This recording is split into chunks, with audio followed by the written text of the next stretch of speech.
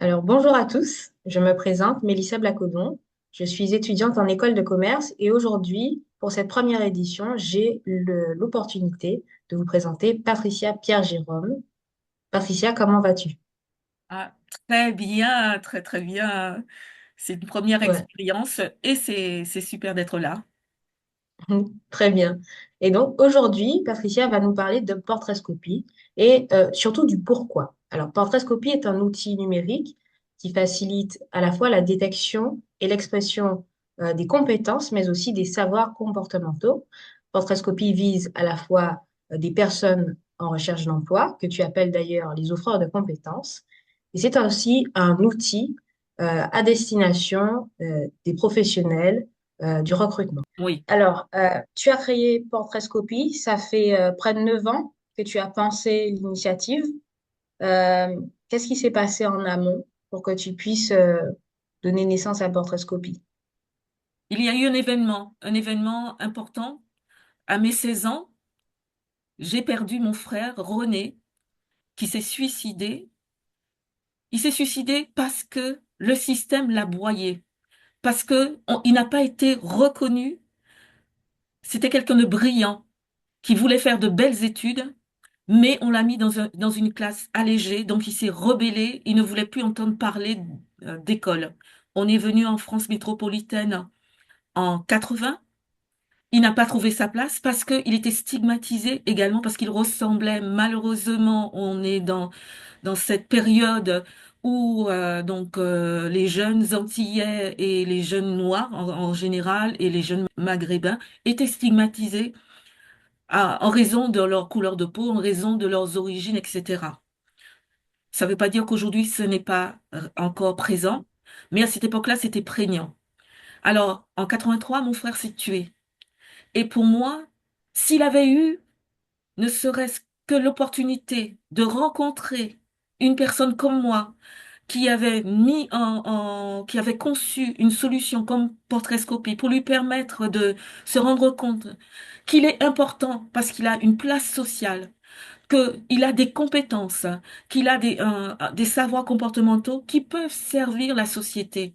Alors peut-être que ça aurait fait la différence. Et c'est pourquoi je veux faire la différence auprès des jeunes comme René, qui n'ont pas forcément les mêmes possibilités à travers leur entourage familial, à travers les possibilités de pouvoir faire des études et de pouvoir effectivement se faire une place sociale, de se faire reconnaître à travers leurs compétences. Et c'est pour cette raison qu'il est pour moi essentiel, mais crucial, encore plus aujourd'hui, de d'apporter cette solution, de faire connaître cette solution auprès de toutes celles et tous ceux qui œuvrent en faveur des jeunes, notamment ceux qui accompagnent les missions locales, ceux qui accompagnent aussi les jeunes en situation de handicap, comme les APF contre handicap également, les PLI, tous les réseaux qui accompagnent les jeunes, parce que les jeunes, c'est le devenir de nos sociétés. On doit faire maintenant, on doit agir maintenant auprès de nos jeunes pour éviter toute cette violence. Parce qu'en finalité, la violence qu'on a dans nos sociétés, c'est parce qu'on n'est plus reconnu. Et comment faire en sorte qu'il y ait une transmission de valeurs? Comment faire en sorte que nos jeunes se sentent portés par une société, puisqu'on est tous responsables en finalité. C'est à nous aussi d'œuvrer pour que les choses évoluent favorablement pour une société plus inclusive, plus juste et qu'on puisse vivre de façon plus apaisée. Et donc, c'est voilà la volonté que je porte depuis effectivement l'âge de 16 ans. C'est magnifique, bravo à toi. Euh, Tu as parlé de reconnaissance, de transmission, de justice. Tu me disais hier que pour toi, c'était une mission. Exact. Est-ce que tu peux revenir sur ce thème de mission? Donc, c'est en 2010, il m'est arrivé quelque chose, un événement marquant. Mhm. J'étais quasiment mourante, on peut le dire comme ça, puisque j'étais atteinte d'une maladie rare on ne savait pas de quoi je souffrais. Et, et lorsqu'on a su ce ce qui m'atteignait, donc il me restait plus qu'une année et demie à vivre, et quand on a pu trouver le traitement et que j'ai pu à nouveau réinvestir mon corps, me sentir à nouveau vivante, je me suis Mhm. posé la question, que faire de cette nouvelle naissance? Et pour moi, c'était une nouvelle naissance. Mhm. Et j'ai ouvert les yeux. Je me suis rendu compte que le moment était idéal pour apporter, comme je le dis, ma pierre à à un projet social plus grand que ma personne. Au-delà de moi-même, j'ai souhaité donner la possibilité, offrir cette possibilité à toutes les générations de d'avoir une approche qui réconcilie l'humain par l'emploi. C'était ça mon souhait, cette mission, réconcilier l'humain par l'emploi. Pourquoi? Parce que grâce à l'emploi, on peut mettre du pain sur la table. Grâce à l'emploi, on peut accéder à la connaissance. On peut accéder aussi, on peut acheter un logement, on peut prendre son appartement, on peut également avoir accès aux soins grâce à l'emploi. Donc, Mhm. cette mission, c'est de participer à faire émerger un marché de la compétence qui permet de fluidifier et de rendre plus transparent et de rendre ceux qui sont aujourd'hui les invisibles, leur donner la possibilité d'être, d'être et d'être reconnus. Et c'est ça la Mhm. mission. Et je suis tellement heureuse. C'est pas une mission que je porte seule. J'ai rencontré de belles personnes qui ont envie aussi de favoriser cette société plus juste, inclusive. Et ça, en la personne de Nadine Dupé, qui est mon associée, de Bruno Lenner, qui a partagé cette aventure avec moi, mais également de Yves Michel et bien d'autres aussi que je salue et que je remercie. Mais je suis aussi heureuse parce que nous sommes portés par l'énergie de France Active. Nous sommes également accompagnés, on a été soutenus par la Banque des Territoires, par BNP Paribas. On est aujourd'hui donc incubé au sein du Grand Axe Développement Pulseo. Donc ça veut dire que c'est un, c'est un projet qui provoque une onde humaine, l'envie de changer quelque chose. Et on va poursuivre. Et comme tu l'as dit très justement, ça fait 9 ans que je porte ce projet, 4 ans avec Nadine. C'est une aventure humaine.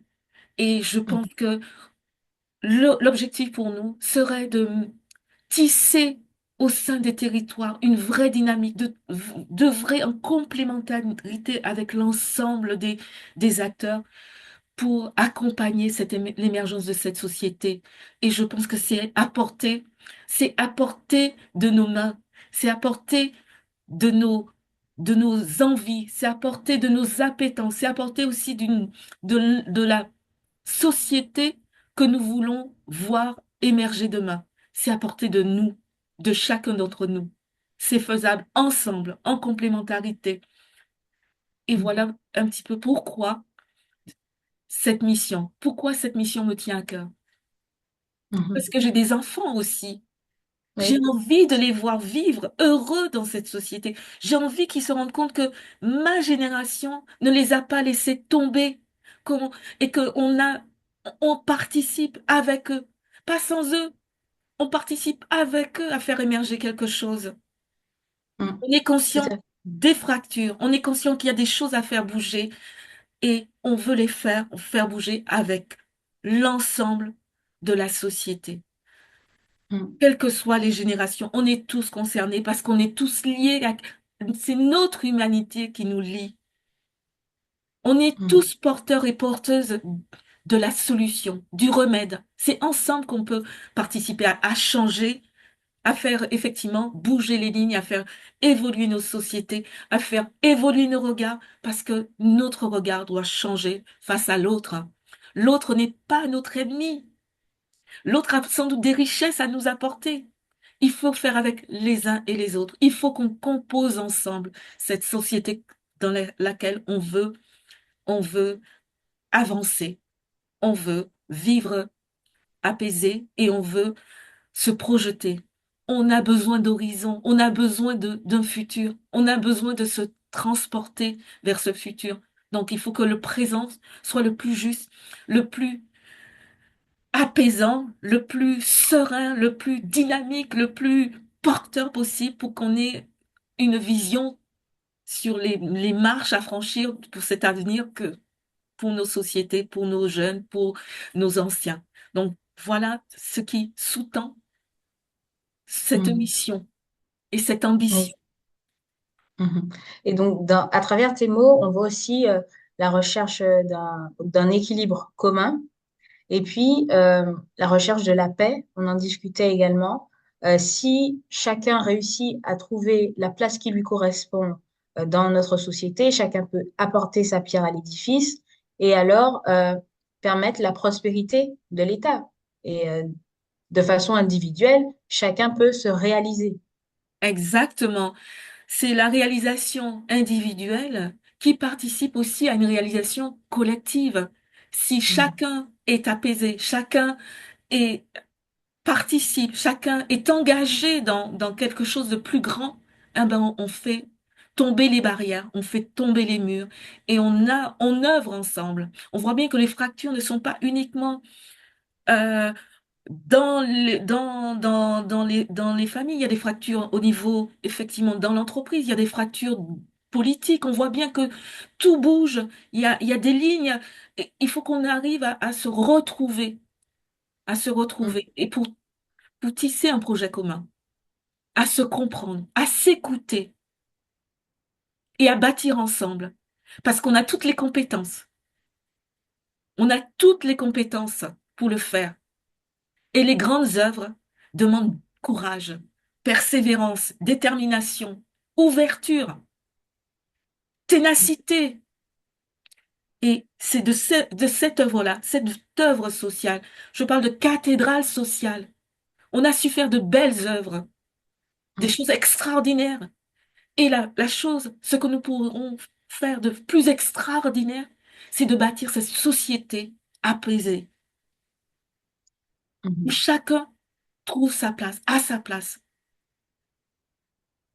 avec Mhm. moins de violence, et que chacun, en étant reconnu, choisit en finalité la paix pour avancer, pour se réaliser. Mhm.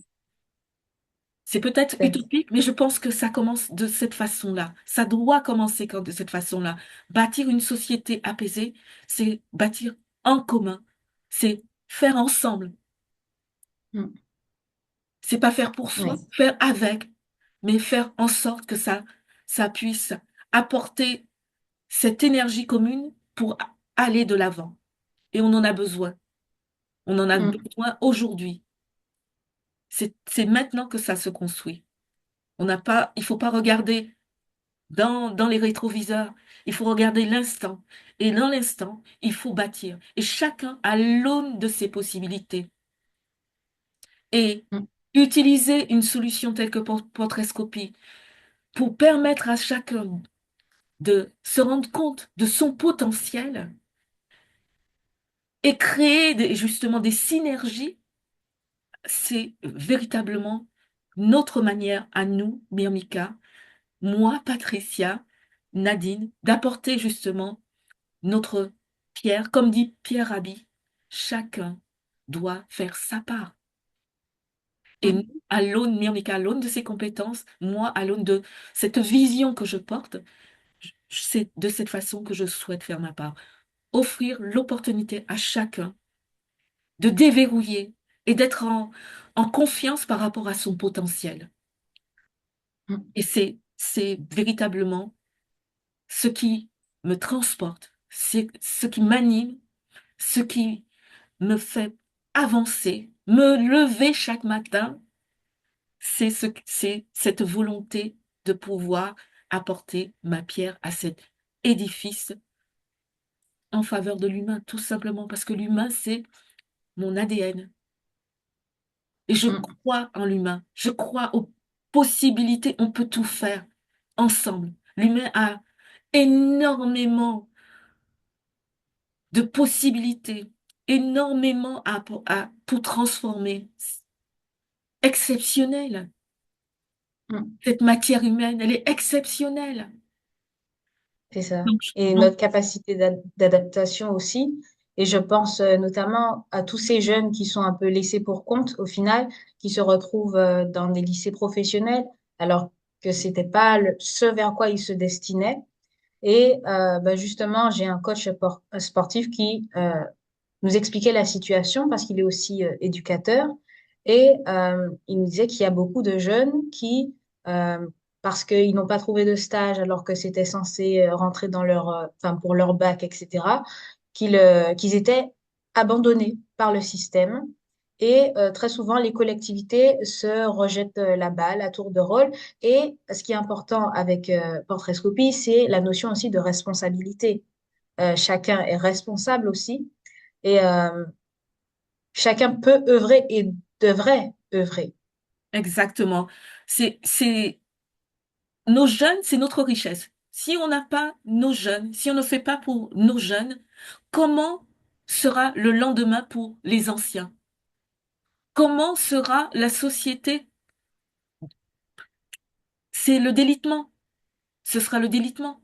Si on ne fait pas aujourd'hui pour nos jeunes, ce sera une société où qui sera en danger parce qu'effectivement, on crée de la violence, on crée de la frustration, on crée de la tension. Si les jeunes ne travaillent pas, comment avoir effectivement la sécurité sociale qui va payer pour que les anciens puissent avoir leur retraite?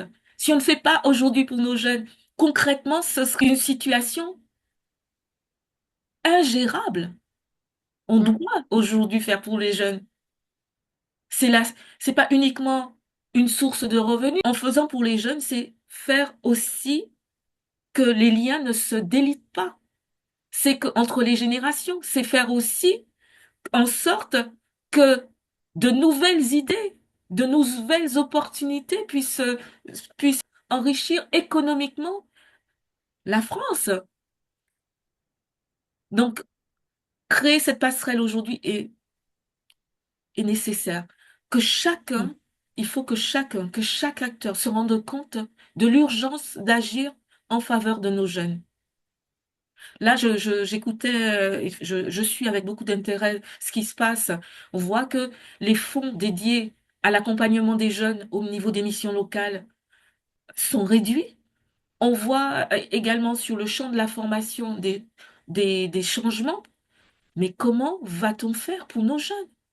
Si aujourd'hui on réduit la voilure pour les jeunes, qui sont la source, la richesse de n'importe quel pays, mais on va droit dans le mur, tout simplement. mm, Donc moi, j'alerte là-dessus, parce que bien évidemment, nos jeunes sont essentiels, mais n'oublions pas non plus nos anciens, les seniors. Il faut de la transmission. La mémoire, par exemple, d'une entreprise, la mémoire d'une société, ce sont aussi les anciens, les seniors. Donc il faut que ce soit partagé, qu'il y ait aussi de la transmission. On a eu une superbe, une superbe œuvre sociale et sociétale après-guerre pour justement réduire les inégalités, les injustices, etc. Il ne faut pas s'aborder cette œuvre. Il faut sans doute la rénover, mais pas la saborder, pas mm, saucissonner comme on le fait. Plus personne ne comprend dans quel système on évolue. Le système est complètement compartimenté. Et parfois, malheureusement, il y a certains qui bénéficient de toutes les retombées et d'autres pas. Donc, ça crée des injustices. Et si on regarde bien, on évolue, on sait qu'on ne peut pas arrêter le progrès. On est dans l'ère de l'IA, l'ère du numérique. Quelle est la place de l'humain? Est-ce qu'on a réfléchi à cette place de l'humain? mm. Est-ce qu'on a réfléchi à l'impact sur beaucoup de personnes de l'arrivée de l'IA, par exemple? Est-ce qu'on a réfléchi sur justement notre jeunesse qui utilise déjà, qui est déjà un nombre d'heures conséquent sur les réseaux sociaux, sur les jeux vidéo, etc. A-t-on réfléchi à l'impact physiologique? Est-ce qu'on a réfléchi à l'impact en laissant la parole aux robots sur ce que nous serons capables de penser, sur nos capacités à la réflexion, notre libre arbitre? Est-ce que nous sommes capables de se dire, est-ce qu'on sera à même d'écrire demain? Est-ce qu'on n'aura pas perdu le sens du langage puisqu'on ne se parle plus? On se parle plus. On est tous sur nos portables, etc. Est-ce qu'on a conscience de ce qu'on peut perdre? Mhm. Donc oui, pour le progrès, pour les avancées de l'IA, je vois toutes les possibilités offertes dans le domaine de la santé pour aller là où les outils ne peuvent pas aller aujourd'hui, pour aller détecter certaines maladies, anticiper certaines choses. Je vois aussi les possibilités pour aider l'enseignant, mais ça ne doit pas remplacer l'enseignant. Mhm. Encore une fois, il faut pas aller dans l'excès. Il faut chaque chose à sa place. Et si c'est la complémentarité, il faut que toute chose soit complémentaire et que ça puisse profiter avant tout à l'humain. Quel que soit son, son environnement social, quel que soit son positionnement dans la société, quel que soit son âge et quelles que soient ses origines également. Donc, Mhm. pour moi, bâtissons une société où la place de l'humain soit préservée. Mhm. On préserve des animaux, hein, on Tout à préserve, fait. etc. Parce qu'on sait que le déséquilibre va produire des effets dans les impacts, on les perçoit pas, on ne les présume pas. Mais si on ne fait pas attention à ce trésor qu'est l'humain, on risque de se tromper, et de se trouver dans un monde qui ne correspondrait pas, où l'humain n'aurait plus sa place. Mhm.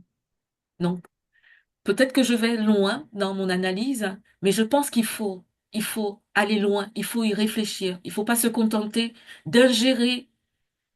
Il faut, comme j'ai parlé du libre arbitre, c'est peser, mesurer, analyser et se rendre compte et Mhm. ajuster. Tout à fait. Nous Voilà. sommes marqués par le changement et ce changement, nous devons l'accompagner. Et pour l'accompagner, il faut anticiper. Donc oui, je pense que tu es juste dans ta façon de concevoir l'avenir. Mais il faut le penser. Il faut oser aussi. Il faut oser et j'ose. Et c'est vrai que pour moi, tu l'as bien compris, être en retrait, c'est une situation plus confortable. Mais comme l'a dit Nadine, mon associée, il faut y aller, Patricia. Tu dois être le porte-voix de ton projet. C'est un projet humaniste, c'est un projet qui participe à transformer humainement et pour un mieux-être social et sociétal. Il faut y aller. Il faut effectivement prendre ton bâton de pèlerin. Et c'est ce que je prends aujourd'hui. En effet, porter ce message, parce que c'est aussi un message, mais le message ne suffit pas, c'est l'action. Le fait Mm. de dire ne suffit pas, ne suffit plus. Donc moi, avec Portraitscopie, Myrmica, nous agissons. Nous agissons. Nous voudrions que chaque jeune ait un accès à Portraitscopie. De plus, il faut savoir que nous mettons à disposition des jeunes des ateliers gratuits pour pouvoir les aider à la prise en main. On voudrait que chaque jeune puisse explorer, exprimer, questionner, décrire et éclairer ses compétences et ses savoirs comportementaux. Ça veut dire quoi, explorer? Rappelons-nous que quand on était enfant, quand on a commencé à marcher à quatre pattes, on allait à la découverte du monde qui nous entoure avec une curiosité extraordinaire. Il faut qu'on retrouve cet esprit d'exploration. Et on est toujours admiratif des grands explorateurs, de ceux qui vont à travers mer, à travers montagne, etc. On est admiratif parce que c'est quelque chose qu'on a perdu. Et Mhm. je pense que la plus belle des explorations, le territoire le plus exceptionnel à explorer, c'est soi-même. C'est soi-même. Et je pense que à travers cette exploration, on peut se remettre debout. Tu as parlé d'offreur de compétences. En effet, quand on offre ses compétences, on n'est pas dans une quête. Donc là, on est debout. On sait ce qu'on vaut. On sait ce qu'on a dans notre besace. Donc on sait mieux, on saura bien mieux l'exprimer, bien mieux le porter, que ce soit face à un recruteur, que ce soit dans un projet professionnel de reconversion, etc., ou se lancer dans l'entrepreneuriat, ou aller voir une banque parce que je veux faire le tour de la tête du terre, j'ai besoin voilà. Là, on porte son projet. On est animé, c'est le carburant. Bien se connaître, c'est le carburant pour avancer, pour y aller, pour foncer. Donc voilà l'ambition que je porte, la mission que je porte avec ce projet, avec pour les jeunes, pour les moins jeunes, et pour participer. Parce que Myrmica, qui est l'entreprise que nous avons fondée, Nadine et moi, très récemment, Myrmica Skills Recruitment, Myrmica en latin signifie fourmi. Et comme des Mhm. fourmis que j'admire, parce qu'elles font des choses extraordinaires ensemble. C'est cette solidarité de créer des réseaux incroyables. Et ce qui est génial, c'est que chacune, avec ses forces et ses faiblesses, œuvre ensemble. Et donc, c'est de cela dont il s'agit. Œuvrons ensemble pour transformer. Que nous soyons politiques, que nous soyons entreprises, que nous soyons associations, que nous soyons jeunes, vieux, etc. Œuvrons ensemble pour transformer, pour vivre ensemble et prospérer ensemble. Mhm. Et n'oublions pas de le faire aussi en tenant compte de nos impacts sur notre environnement. C'est un bien commun et nous devons aussi y penser. C'est fondamental. Nous ne pouvons pas nous voiler la face parce que nous sommes une des espèces qui impacte considérablement l'environnement, cette belle planète dont nous sommes simplement les locataires. Ne l'oublions Mhm. pas. Donc, très bien. Merci Patricia. C'était un plaisir d'être avec toi. Il y a encore tellement de choses à dire. Est-ce que tu voudrais faire une conclusion? Voilà, un mot de la fin. À toutes celles et à tous ceux qui vont avoir la curiosité d'écouter jusqu'au bout cette première intervention, j'invite à faire preuve de curiosité. Allez sur notre site Myrmica et expérimentez Portraitscopie. Et surtout, rappelez-vous, si vous avez des jeunes et moins jeunes qui sont en difficulté, transmettez-leur ce lien pour les aider à avancer, tout simplement. Donnez un coup de Mhm. pouce, donnez un coup de pouce à ces jeunes et aux moins jeunes qui ont besoin effectivement d'une clé pour avancer. Merci à vous, merci pour votre écoute. Merci à tous d'avoir suivi cette première émission avec Patricia Pierre-Jérôme, fondatrice de Myrmica, qui a créé Portraitscopie, voilà, avec l'aide de ses associés, dont Nadine Dupé. Euh, Portraitscopie est avant tout un outil mis à disposition pour les offreurs de compétences et les recruteurs. Donc, n'hésitez pas à les contacter directement sur leur site. Merci à tous, passez une très bonne journée et à très vite. Au À revoir. très vite.